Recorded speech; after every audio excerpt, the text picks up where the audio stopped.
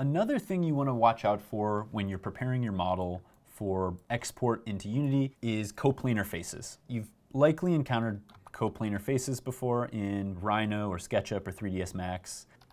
But that's what a coplanar surface is when you have multiple surfaces that are planar and overlapping. So this can cause some weird rendering issues. So if I set these objects to rendered, and let's apply a material to one of these guys. I'm gonna just apply a texture here, go to desktop, textures. Let's just apply this carpet normal texture. You can see there's some weird tearing and overlapping going on with my surfaces. So this is important to remember that if you do have coplanar faces, Unity is gonna have problems rendering them too.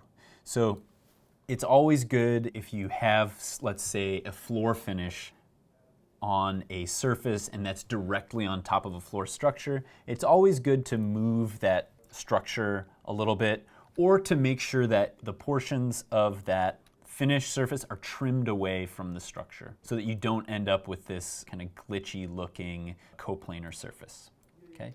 So one of the ways you can handle this is by trimming this surface away. So let's just do this. So we can trim this surface. So now we have a surface that is trimmed around this guy. Or if you have an element like, let's say, a carpet that actually has some thickness to it, some pile thickness or some pile height, you can move that object up just a fraction of an inch, and that generally will alleviate those issues of coplanar tearing and rendering.